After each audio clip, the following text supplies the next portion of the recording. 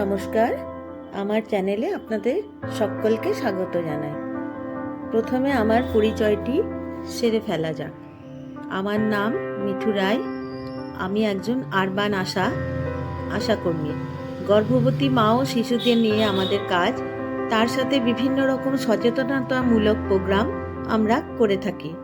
আজ সেই রকমই একটি অ্যালকোহল অ্যাওয়ারনেস প্রোগ্রাম নিয়ে আপনাদের সামনে হাজির হয়েছি, যাতে জনসাধারণের মধ্যে সচেতনতা বৃদ্ধি পায় এবং আমাদের যুব সমাজ এগিয়ে যেতে পারে।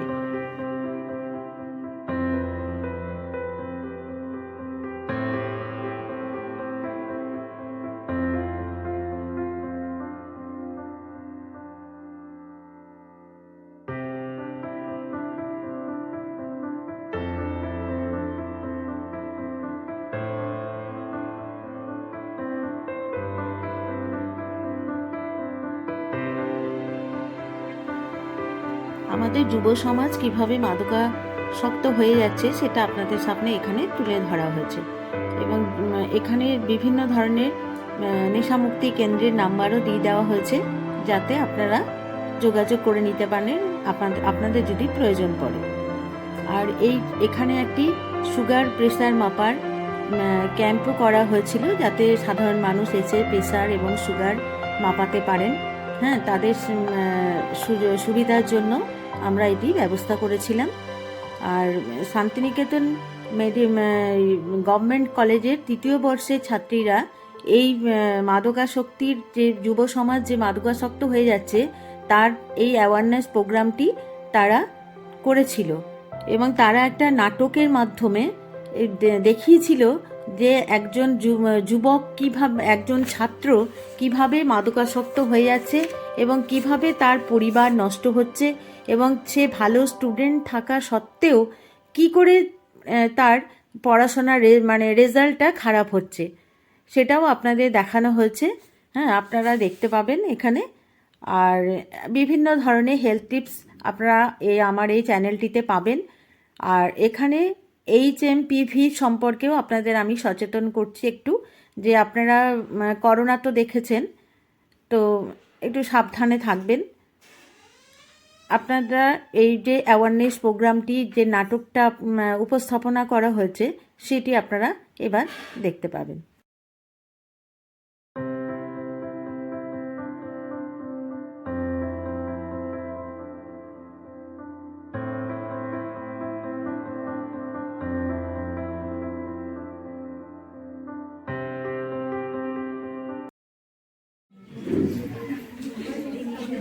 সুপ্রভাত সকলকে।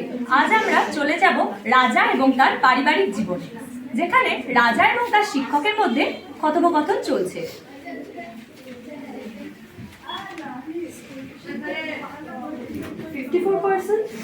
এত কম নাম্বার? এই নাম্বারে তোমার মনে হয় এই বাজারে চাকরি পাবে?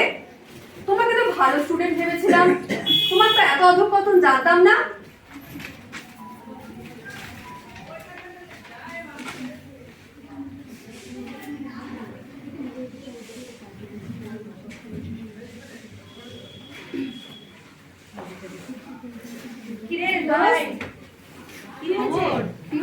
এরকম হতাশায় বসে আছিস কেন? কিছু হয়নি।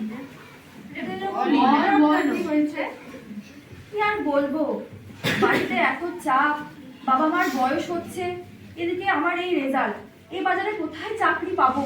তারপর বাড়িতে অত বড় একটা বোন আছে যার এখনো বিয়ে দিতে পারছি না। এবার এত চাপ নিয়ে আমি কি করব? আমি আর পারছি না।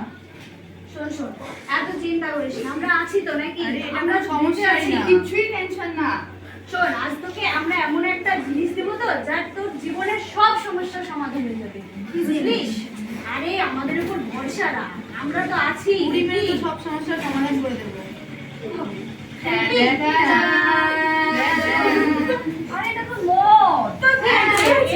হাতে ধর, থাক, জীবনের সব সমস্যার সমাধান। এক্সপেরিয়েন্স আছে। বাজে জিনিস।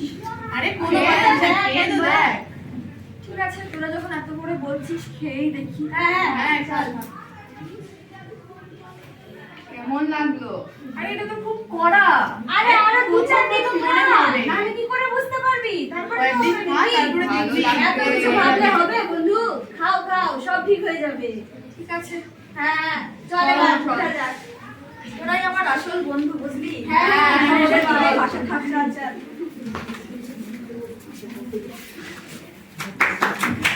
একইভাবে অনেকদিন যাবার পর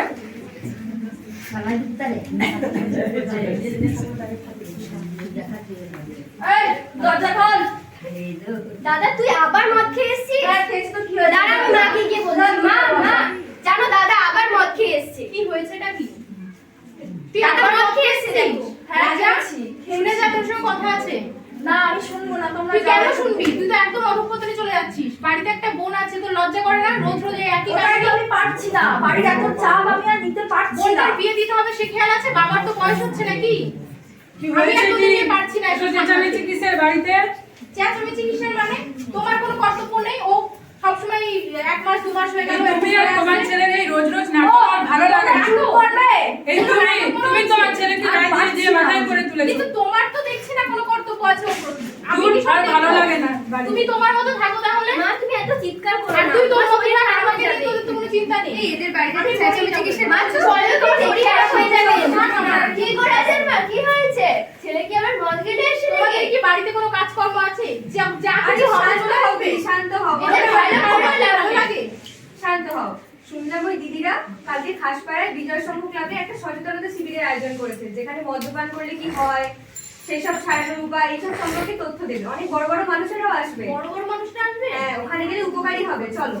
আমার রাজা ভালো হয়ে যাবে? হ্যাঁ, ভালো হয়ে যাবে, ওর সব সমস্যা ঠিক হয়ে যাবে? একদম ঠিক হয়ে যাবে। কিন্তু ওই জায়গাটাকে আমি চিনি না, আমাকে তাহলে কাল সকালে এসে তোমাকে আমি নিয়ে যাবো। নিয়ে যাবে তো? আমি তুমি হ্যাঁ। তাহলে এসো, আমি দেখি রাজাকে একটু বোঝাই যদি ও হ্যাঁ, যেতে চায়। বেশ, আমি তাহলে আজকে আসছি। এসো কিন্তু সকালে। হ্যাঁ, আসবো। শোনো দাদাকে বলে হ্যাঁ। শোন না বাবা, একটা হ্যাঁ, কথা বলো। শোন, আমার একটা কথা রাখ। হ্যাঁ, বলো বলো, শুনছি, বলো। কালকে খাসপাড়াতে একটা আলোচনা শিবির বসবে মদ্যপান নিয়ে। ওটা আমাদের শুনতে যেতে হবে। একটু চল আমাদের সাথে। আমি আর মদ্যপান নিয়ে কি শুনবো? আমি সব জানি, তোমাদের কাছে যেতে হবে ঠিক না। আছে, আমি মানলাম তুই জানিস, তুই যা করছিস ভালো করছিস, কিন্তু তুই কথাগুলো শোন। শোনার পরে তো যেটা ভালো মনে হবে তুই সেটা করিস। আচ্ছা, ঠিক আছে। তুই সকালে তাড়াতাড়ি উঠবি। তোমরা যখন এত করে ঘুম বলতে থেকে উঠে রেডি হয়ে বোনও যাবে, আমিও যাবো। ঠিক আছে। ঠিক আছে, বেশি রাত করিস না, ঘুমিয়ে পড়, সকালে উঠবি। ঠিক আছে। ঠিক আছে। পরের দিন সকালবেলা মুন্নি, হ্যাঁ মা বলো। দেখ দাদা রেডি হয়েছে কিনা। তুই রেডি তো? হ্যাঁ আমি রেডি। ঠিক আছে, দাদাকে ডাক। দাদা আরে তুমি রেডি হয়েছো? হ্যাঁ হ্যাঁ হয়েছে, চলো মা ডাকছে। কি করে আছো মা? তৈরি হয়েছো? হ্যাঁ হ্যাঁ তৈরি, চলো চলো তাহলে। চলো। কি গো বাছা তোমরা কি করছো? আমরা সিঁড়ি করতে পারছি না। কি করছি সেটাও তোমাকে বলতে হবে? এসব ছাইপাশ খাচ্ছ কেন? কেন? আমাদের কি? এসব ছাড়ো, আমরা যেখানে যাচ্ছি সেখানে চলো। কোথায় যাচ্ছি? আমরা বিজয় সংঘ ক্লাবে যাচ্ছি। কি হবে? তোমরা যে সব ছাইপাশ গিলছো, এসব গিলে কি হবে সেটা বুঝতে পারবে তোমরা। আরে চল চল, আমি বা একা গিয়ে কি করবো? সবারই টাইম পাস হবে, চল। আরে চল না। আরে যা না, যাবো না। আরে ভালো হবে, চল চল, আমার একটু ভালো হবে, চল চল, টাইম পাস করেই আসি। দেখেই আছি তোমাকে।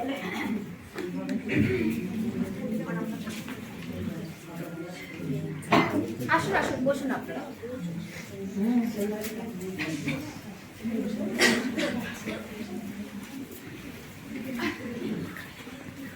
মাদকাসক্তি এভাবেই আমাদের সমাজকে ভীষণভাবে গ্রাস করে।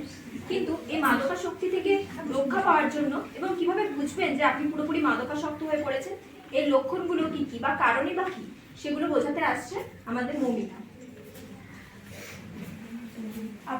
আপনারা এতক্ষণ দেখলেন যে মদ্যপান করলো রাজা, কিভাবে করলো। তো আরো কি কি কারণ থাকতে পারে যার কারণে মদ্যপান করতে পারে, তো সেই কারণগুলোই আমি আপনাদেরকে বলবো।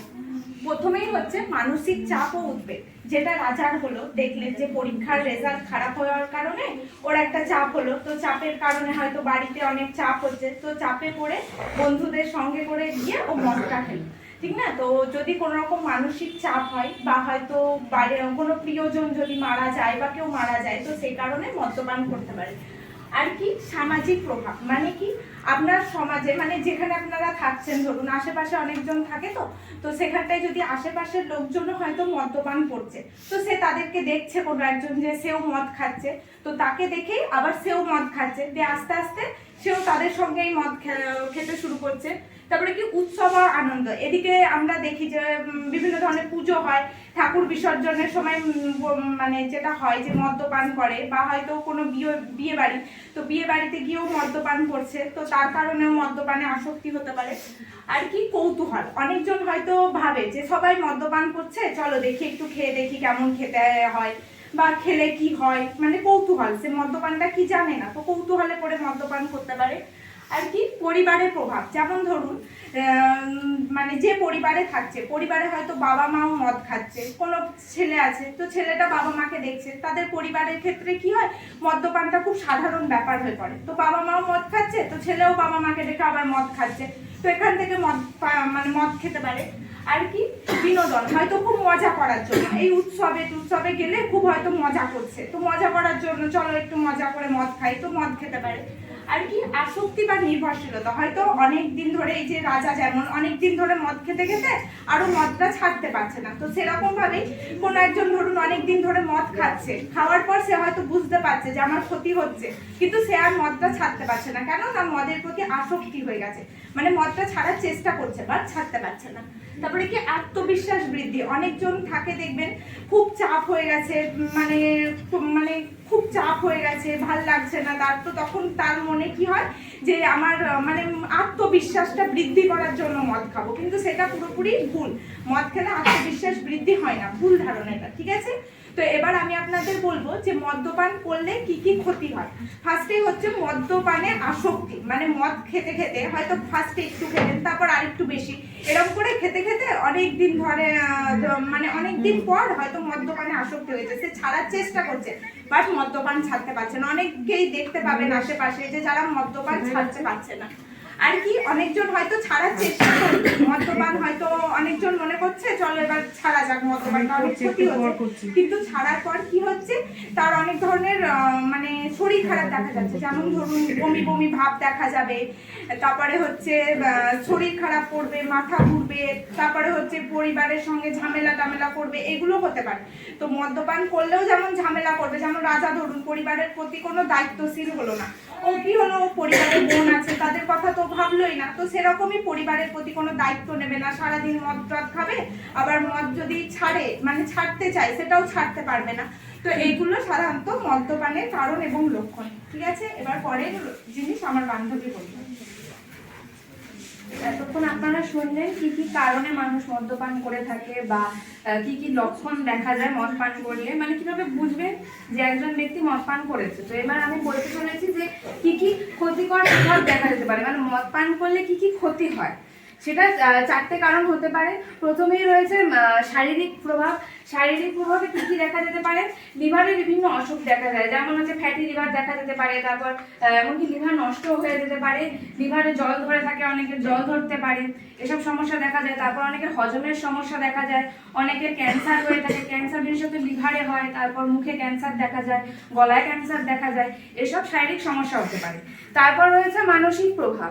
মানসিক প্রভাব কি দেখা যায়, যে অনেকে মানে দীর্ঘদিন ধরে মদ পান করছে, তাহলে তার কি হয়, মানে ঠিকভাবে স্মৃতিশক্তি মানে থাকছে না, মানে ঠিকঠাকভাবে মনে করতে পারছে না কিছু, ভুলে যাচ্ছে সবকিছু। তারপর কোনো কাজে মনোযোগ দিতে পারছে না, কোনো মানে ব্যবসা করছে বা চাকরি করছে সেই কাজে মনোযোগ ঠিক মতো দিতে পারছে না। তারপর রয়েছে সামাজিক প্রভাব। সামাজিক প্রভাব একটু আগে আপনারা নাটকে দেখলেন যে রাজা কিভাবে হচ্ছে বাড়িতে অশান্তি ঝামেলা করছিল, তো এরকম বাড়িতে বিভিন্ন অশান্তি ঝামেলা মারামারি দেখা যাবে, তারপর পাড়ার লোকজনের সাথেও বিভিন্ন ঝগড়া মারামারি এসব দেখা যাবে, সব খুব সমস্যা দেখা যায়। তারপর রয়েছে অর্থনৈতিক প্রভাব। দীর্ঘদিন যদি একজন ব্যক্তি মদ পান করে তাহলে তার পিছনে হচ্ছে টাকা খরচ করছে, তো তার কারণে বিভিন্ন টাকা পয়সার সমস্যাও দেখা যেতে পারে বাড়িতে। এবং সব থেকে বড় যেটা দেখা যায় অ্যাক্সিডেন্ট। এই যে অনেকে গাড়ি চালাচ্ছে মদ খেয়ে, তো মদ খেয়ে গাড়ি চালালে তার নিজের মধ্যে ভারসাম্য থাকছে না, তো তাদের হচ্ছে কি হচ্ছে মানে অ্যাক্সিডেন্ট দেখা যাচ্ছে। অনেকেই দেখে থাকবেন, মানে অ্যাক্সিডেন্টের খবর শুনে থাকবেন এরকম, অনেকেই গাড়ি চালাচ্ছে, মানে ট্রাক চালাচ্ছে বা লরি চালাচ্ছে, তো অ্যাক্সিডেন্ট হচ্ছে, তো এই মদ খাওয়ার কারণে সব থেকে বেশি হয়ে থাকে। এরপর আপনারা জানতে পারবেন কি কি ভাবে এই মানে মদ খাওয়ানো ছাড়ানো যায় বা কিভাবে প্রতিকার করা যায়, আমার বান্ধবীরা সেগুলো বলবে। তো এতক্ষণ আপনারা জানলেন যে মদ খেলে কি ধরনের শরীরে ক্ষতি হতে পারে আর কি কি কারণে হয়েছে। তো এবার আমাদের সব থেকে দরকার কি, আমাদের এলাকায় যদি এরকম কেউ করে থাকে বা পরিবারের কোনো লোকজন যদি মদ্যপান করে থাকে, আমরা সেটার প্রতি কিভাবে ব্যবস্থা করতে পারবো বা সেটাকে কিভাবে আমরা প্রতিরোধ করতে পারবো, আটকাতে পারবো, যাতে আমাদের গুরুজন হোক বা আমাদের ছেলে মেয়ে হোক সে যেন না খায়। ঠিক আছে, তো তার কয়েকটা আমি সমস্যার সমাধান আপনাদেরকে বলবো, তো আপনারা সেগুলো করবেন। তো প্রথমে হচ্ছে পরিবারের সদস্যদের সাথে কথা বলা। মানে ধরুন আপনাদের পরিবারে কারোর কোনো খুব ধরনের চাপ চলছে বা এলাকাতেও ধরুন খুব মানসিক চাপে রয়েছে, কোনো কাজের সমস্যা, চাকরি চলে গেছে, পড়াশোনার চাপ বা কেউ মারা গেছে এরকম, তো সে হয়তো কারোর সাথে মিশতে চাইছে না, কথা বলতে চাইছে না, তখন আমাদের কি করতে হবে, তাদের সঙ্গে গিয়ে কথা বলতে হবে। তাকে একা ছেড়ে দিলে হবে না যে ওর নিজেরটা নিজে দেখে নেবে, তাহলে কিন্তু সে আরো বেশি অবসাদে মানসিক অবস্থা। তো আমাদেরকে লোকের সঙ্গে কথা বলতে হবে, কুসঙ্গ এড়িয়ে চলতে হবে, ভালো বন্ধুদের সঙ্গে মিশুন, পরিবারের প্রিয়জনের সঙ্গে মিশুন যারা আপনার ভালো চাইছে। সেটা আপনাদেরকেই চিনতে হবে যে কে আমার ভালো চায়, কে খারাপ চায়, সবাই আজকাল বুঝতে পারে। তো তাদের সেরকম ভালো মানুষদের সঙ্গে মেশার চেষ্টা করুন। অবসর সময়ে নিজেকে ব্যস্ত রাখতে হবে। যখন কাজ হয়ে যাচ্ছে সেই সময়টায় অনেক সময় মাথায় উল্টো পাল্টা চিন্তা আসে যে এটা কি করে হলো, এই জিনিসটা আমি কিভাবে করবো। তো সেই সময় আমাদের নিজেকে ব্যস্ত রাখতে হবে। মানে ধরুন যেগুলো আপনার করতে ভালো লাগে, যেমন গান শুনতে পারেন, কারো বই পড়তে ভালো লাগলে সেটা করতে পারেন, সেলাই করতে ইচ্ছা করলে সেটা করবেন, রান্না করতে যার ভালো লাগলে সে রান্নাই করবেন, একটু পুজো করতে ভালো লাগলে সেটা করবেন, বা ধরুন কারোর মনে হয় একটু হেঁটে আসি, গোটা পাড়া একটু ঘুরতে মনে হয় না, বিকালবেলায় ঘুরে আসি বা যে সময়টা ফাঁকা আছে সেরকম ঘুরতে পারেন, দুপুরে খাবার পর বিকালবেলায় রোদ পোহালেন কোথাও বসে, এরকম ভাবে নিজেকে ব্যস্ত রাখবেন। লোকের সঙ্গে সেই সময় কথা বলবেন। আর মদের বদলে অন্যান্য খাবার খাওয়া, যে সময় মনে হবে যে কারণ মনে হচ্ছে যে আমার মনে হচ্ছে যে খুব মানে অবসাদে চলে যাচ্ছি, যে এবারে আমাকে অন্য কিছু সেটার জায়গায় মদ্যপান করতে পারি এরকম, তখন আপনারা তার জায়গায় কি খেতে পারেন, জোয়ান, মৌরি, এগুলোতে মুখের স্বাদ অনেকটা বদলে যায়, তাতে আপনাদেরই সুবিধা হবে। আর কি এছাড়া হতে পারে যে ছেলে মেয়েদের বা এখন সব ক্ষেত্রেই হয় যেটা হচ্ছে ফোন দেখা, ফোনে নানান ধরনের বিজ্ঞাপন দেখছে, নানান ধরনের এই যে সিরিয়াল দেখছে, সেখানে এখন বেশিরভাগ জায়গাতেই দেখবেন মদ্যপান করা, মাদক দ্রব্য নেওয়া এগুলো দেখায়। তো সেইগুলোকে কম দেখতে হবে টিভিতে, ফোনে। আর কি করতে হবে, সবসময় ইতিবাচক কথা ভাবতে, মানে ভালো কথা, যে আমার চাকরি চলে গেল, আমার রেজাল্ট খারাপ হলো, যেমন রাজার দেখলেন রেজাল্ট খারাপ হলো, কি করলো, হাল ছেড়ে দিল, আর কিছু হবে না, আর কিছু সেরকম করলে হবে না। সব সময় দেখবেন যে একটা খারাপ সময় এলে তারপরে ভালো সময় আসবে, তাহলে আশা ছাড়লে চলবে না। আর কি করতে হবে, নেশা মুক্তি কেন্দ্রগুলিতে যোগাযোগ করতে হবে। আমাদের শিয়ান হাসপাতালে এখন মানসিক বিভাগ রয়েছে, আপনারা অনেকেই সেখানে গিয়ে আমাকে বললেন আপনাদের এখানে এলাকায় অনেকেই সেখানে দেখানো, আর সেখানে গিয়ে ডাক্তার আছে তাদেরকে বলতে পারবেন যে কি কি সমস্যায় আপনারা ভুগছেন, সেগুলো নিয়ে আলোচনা করতে পারবেন, কাউন্সিলিং বলে থেরাপি হয় সেগুলো করাতে পারবেন। আর তারপরেও যদি মনে হয় যে না আমাদের এটা সারছে না, তখন এখানে বিভিন্ন জায়গাকার আমাদের বোলপুরেরই নেশা মুক্তি কেন্দ্রের ফোন নাম্বার সমেত নাম দেওয়া রয়েছে। ঠিক আছে, যেমন Birbhum care of mind foundation, সমাধান, মুক্তি ফাউন্ডেশন, নানান রকম। তো এগুলো আমরা বাইরেও আপনাদেরকে ওখানে এই চার্টটা লাগিয়ে দেবো। তো যাদের মনে হবে যে পাড়াতে কারোর সমস্যা হচ্ছে এই ধরনের, বা মানে নিজেদের অবসাদ কাটাতে পারছেন না, বা মদ্যপানের সমস্যা, তারা এখানগুলোতে যোগাযোগ করে নিতে আপনারা পারবেন। আর সব থেকে বড় কথা কি, প্রিয়জনের কথা ভাববেন। আপনাদের ঘরের লোকজন যারা রয়েছে, ছেলে মেয়ে বা গুরুজন যেই হোক না কেন, আপনাদের ওপরই মানসিক, শারীরিক, আর্থিক সব দিক থেকেই আপনাদের ওপরই নির্ভরশীল, তাই নয় কি, যে অর্থ উপার্জন করছে, এবার সেই যদি ভেঙে পড়ে যায় তাহলে তো সবারই ক্ষতি। তাহলে প্রিয়জনদের কথা ভাববেন আর চেষ্টা করবেন যাতে মদ্যপান আপনারাই আটকাতে পারেন। এলাকাতে অনেক ছেলেপুলে আজকাল ছোটখাটো বয়স থেকেই মদ্যপানে আসক্ত হয়ে পড়ছে, সেগুলোকে নিজেরাও মানে প্রতিরোধ করার চেষ্টা করুন। ঠিক আছে।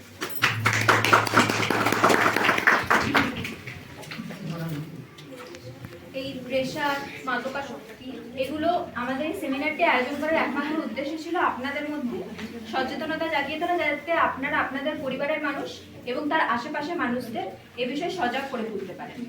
তো এটাই ছিল আমাদের উদ্দেশ্য। তো আমরা ধন্যবাদ জানাই ইউপিএসসি সমস্ত দিদিদের, আশা দিদিদের এবং কাউন্সিলর ম্যামকে। তো আমি আপনাদের অনুরোধ জানাই আপনাদের যদি এখানে আসেন এবং সম্বর্ধনা দেওয়ার জন্য।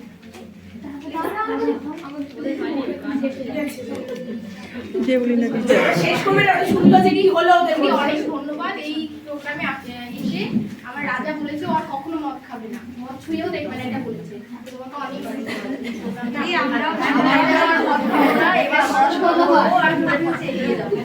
অনেক রাজাকে আমাদের ধন্যবাদ। আচ্ছা, তাহলে আমরা এই আজকে ছোট্ট একটা নাটক থেকে আমরা কি কি শিখলাম? আমরা এই নাটক থেকে এই শিক্ষা নিতে পারি যে জীবনে যে কোনো সমস্যার সম্মুখীন হলে তার সমাধান মদ্যপান নয়। মদ্যপান করলে আমাদের শারীরিক, মানসিক, সামাজিক, অর্থনৈতিক ক্ষতি সাধন হয়। সেজন্য আমরা আজ থেকে প্রতিজ্ঞাবদ্ধ হয় যে আমরা মদ্যপান থেকে দূরে থাকবো। সেজন্য আমরা 4 লাইনের একটা ছোট্ট গান করছি, আপনারাও আমাদের সাথে গলা মেলান। আর মদ্যপান নয়, আর মদ্যপান নয়, সুস্থ জীবন চাই, সুস্থ জীবন চাই। রোগ প্রতিরোধ করুন, রোগ প্রতিরোধ করুন, মদ্যপান দূর করুন, মদ্যপান দূর করুন।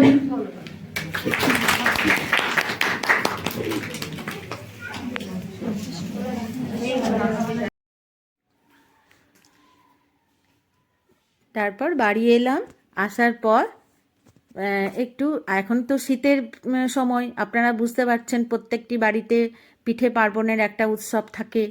তো যাই হোক, আমি একটু পিঠে করার ব্যবস্থা করলাম। হ্যাঁ, প্রথমে যে দেখতেই পাচ্ছেন চাল গুঁড়ি নেওয়া হলো, তারপরে একটু ফুটন্ত গরম জল দিয়ে এইভাবে একটু চাল গুঁড়িটাকে মেখে নেওয়া হলো। হ্যাঁ, এটাকে মেখে নেওয়ার পর আস্তে আস্তে করে জলটা দিয়ে দিয়ে মাখতে হবে, যাতে এটা একটা সুন্দর একটা ডো তৈরি করা হয়। হ্যাঁ, যেটিতে পিঠেগুলি বানানো যাবে। আপনারা এইভাবে বাড়িতে করবেন, দেখবেন খুব সুন্দর হবে এবং খুব নরম হবে। এবার দেখতেই পাচ্ছেন যে ডোটি এবার তৈরি করে নেওয়া হচ্ছে। হ্যাঁ, আর গরম জলটি কিন্তু খুব খুব গরম দিতে হবে। তারপরে এই দেখুন আস্তে আস্তে এইভাবে তৈরি করে নিতে হচ্ছে। আর আমি পুরটা আগে থেকে তৈরি করে রেখেছিলাম নারকেল এবং চাছি দিয়ে। কারণ বুঝতেই তো পারছেন আমার বিভিন্ন ধরনের কাজ থাকে, আমি তো ঠিকমতো সময় পাই না। তো যাই হোক, যতটুকু এই সময়ের মধ্যে করা যায় ততটাই আপনাদের দেখাতে পারছি আমি। তো যাই হোক, এবার এইভাবে আপনারা করে নেবেন। করে নেওয়ার পর আপনারা দেখবেন খুব সুন্দর হবে।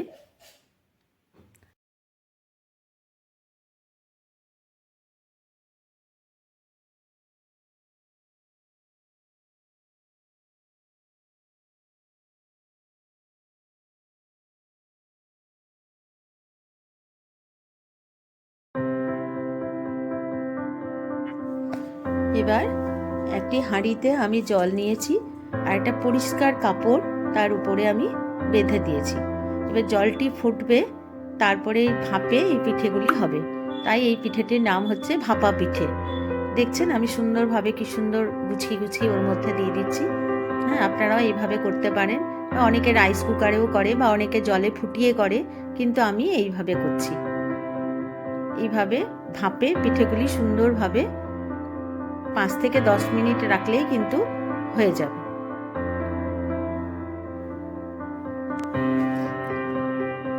এই পিঠেগুলি খেতে কিন্তু খুব সুন্দর হয়।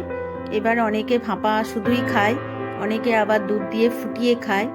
দেখেছেন, ঠিক আমি 10 থেকে 15 মিনিট পর আবার এই পিঠেগুলি আমি তুলে নিচ্ছি একটা জায়গায়। দেখতেই পাচ্ছেন কত সুন্দর, একটা কিন্তু ভাঙেনি, কিচ্ছু হয়নি, দেখতেও কত সুন্দর হয়েছে।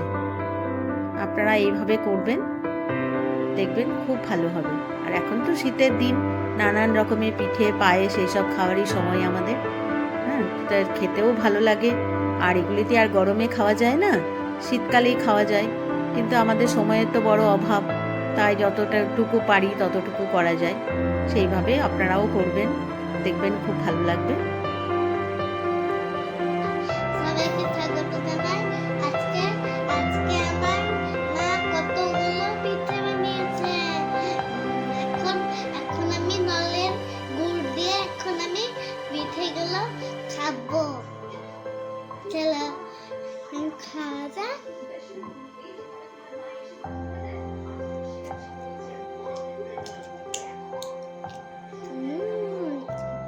ইয়াম্মি।